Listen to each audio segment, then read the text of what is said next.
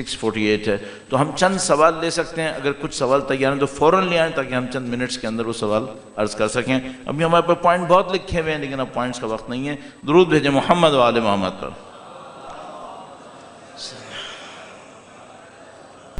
انہوں نے سوال کیا موجودہ جنگ بندی کے نکات میں فلسطین کا کوئی ذکر نہیں ہے جبکہ حزب اللہ کے بارے میں بھی بات ہے. کیا یہ چیز تکفیری و ناسبوں کو ایران کے خلاف پروپیگنڈا کرنے کا موقع فراہم نہیں کرے گی؟ نہیں کرے گی.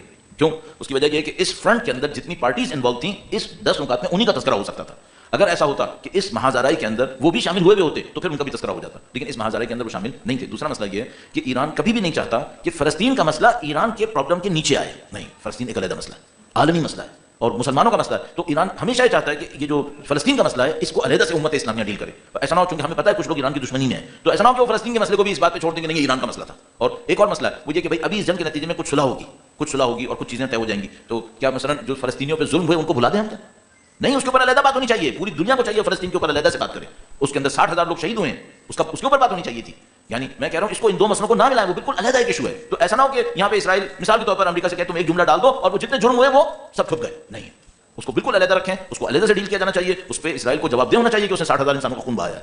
اس کو کبھی بھی کسی اور مسئلے کے ساتھ نتھی نہیں کرنا چاہیے.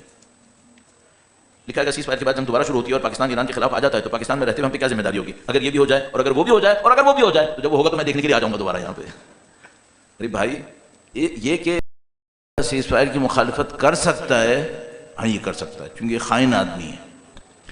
اگر پاکستان کو خدا نہ کرے ایران کے خلاف اس جنگ میں کودنا تھا بہت پہلے کود چکا ہوتا. صحیح ہے. اچھا, کبھی مجھے موقع ملا تو پاکستان کی ڈپلومیسی کے اصولوں پہ بات کروں گا آپ کی خدمت میں. یہ جو پاکستان نے کیا ہے نا, یہ وہ کام ہے جس کے کرنے کے یہ 70 سال سے ماہر ہیں. یہ ماہر ہیں, یہ کام کرتے ہیں. اب جو لوگ ہسٹری نہیں جانتے ان سے میں کیا عرض کروں, 70s میں پاکستان نے امریکہ اور چائنا کے درمیان تعلقات کروائے تھے. اس کے بعد پوری افغان جنگ پاکستانیوں نے بیچ میں بیٹھ کے لڑی تھی. پاکستان دونوں فریقوں کو دوست بنا کر دونوں سے کھیلنے کا ماہر ہے. ہم نے 70 سال کی اپنی ڈپلومیسی میں اس کام میں پوسٹ پی ایچ ڈی کا لیول حاصل کیا ہوا ہے. صحیح ہے. تو ہمیں یہ مہارت ہے کہ ہم ایم بی ایس کو کہیں کہ ہم تیرے ساتھ ہیں اور ایرانیوں سے کہیں کہ جو مذاکرات کروانے ہیں ہم آپ کے ساتھ ہیں, اور امریکہ سے بھی کہیں کہ ہم آپ کے ساتھ ہیں. بدقسمتی سے یہ مہارت ہمارے پاس ہے. یہ شرائط گویا شرائط صلح امام حسن سے مشابہ لگتی ہیں. اس کے لیے بہت ٹیڑھا اینک چاہیے جس کو یہ لگے, ورنہ یہ ہرگز اس سے مشابہت نہیں رکھتی. سارے 10 نکات وہ ہیں کہ جو ایران نے لکھ کے دیے ہیں. ایران نے لکھ کے دیے ہیں. اچھا, آپ کہیں گے وہ کبھی بھی پھر سکتا ہے. ہاں بالکل پھر سکتا ہے, ہم تو پہلے دن سے کہہ رہے ہیں پھر سکتا ہے. لیکن ایک بات ہے, اب آپ پوچھیں گے میں نے کیوں کہا ٹیڑھی اینک سے. یاد کرنا امام حسن علیہ السلام کی مظلومیت کیا تھی. ان کا ساتھ دینے والا لشکر تھا کیا؟ نہیں. ساتھ دینے والا عوام تھی کیا؟ نہیں. مظلوم اکیلے تھے. یہاں 40 دن سے پوری عوام سڑکوں پہ کھڑی ہے. جس دن اس نے کل کہا کہ میں پلوں کے اوپر بمباری کروں گا, ایرانی ہاتھ پہ ہاتھ ملا کے پلوں پہ کھڑے ہو گئے, آؤ بمباری کرو. اگر اس مظلوم امام کے پاس ان کے آدھے لوگ بھی ہوتے نا تو یہ صلح نہیں ہونی تھی. امام کی مظلومیت کو میرے سامنے مت کہیں کہ میں بیان کروں. بہت مظلومیت تھی امام کی. اگر مولا امیر المومنین کے ساتھ وہ مظلومیت نہ کرتے تو کیا امام حکمیت قبول کرتے کیا؟ نہیں, ساتھ نہیں دیا لوگوں نے.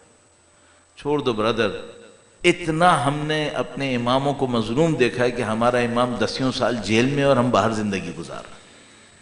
اتنا مظلوم کیا ہم نے. اس خاطر خدا نے ہمیں غیبت کی سزا دی ہے کہ تم نے اتنا بے بس کر دیا امام مظلوم کو, تو وہ مت اس سے مقابلہ کرو. وہ امام کی مظلومیت کچھ اور ہے. کیا اب دوبارہ جنگ شروع ہونے کا اندیشہ ہے؟ ہاں اندیشہ ہے. ذمہ داری کیا ہے؟ وہی جو رہبر ہم سے چاہتے ہیں. رہبر ہم سے کیا چاہتے ہیں؟ 3 پوائنٹ. خدا سے رابطہ مضبوط کرو, جتنا کر سکتے ہو زیادہ کرو. قرآن, معنویت, نماز, عبادات. نمبر 2, اپنی فیلڈ میں بہترین بن جاؤ. کوئی بچہ یہاں پہ آئی ٹی کا ہو, اکاؤنٹس کا ہو, مینجمنٹ کا ہو, فزکس, کیمسٹری, میتھمیٹکس, فلسفی, ہسٹری, سوشالوجی, بہترین بن جاؤ. اس کو ہم کیا کہتے ہیں؟ ایکسیلنس. بہترین انسان بنو. نمبر 3, کیریکٹر دکھاؤ, ڈگنیٹی. معذرت کے ساتھ کمینہ پن مت دکھاؤ، کریکٹر دکھاؤ، ڈگنیٹی دکھاؤ. آپ یہ 3 کام کر لو، یقین مانو آپ جمہوریہ اسلامی کے سیدھا ہاتھ بن جاؤ گے. آپ امام کی نصرت کرنے والوں میں سر فہرست آ جاؤ گے اگر یہ 3 کام میں کر سکا. نمبر 1 اپنی معنویت کو بہتر کروں، نمبر 2 اپنے فن کے اندر بہترین انسان بن جاؤں، اور نمبر 3 وہ یہ کہ کردار میں عظمت دکھاؤ، اعلیٰ انسانی کردار لے کر آؤ.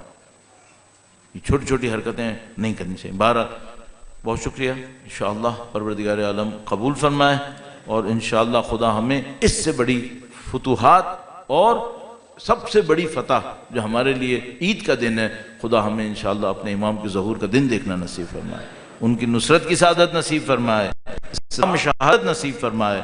تمام شہداء کے درجات کی بلندی کے لیے، جو بیمار ہیں زخمی ہیں ان کی شفا یابی کے لیے، لشکر اسلام کی مزید طاقت توانائی کے لیے، اور کفر کی قطعی بربادی کے لیے درود بھیجیں محمد و آل محمد.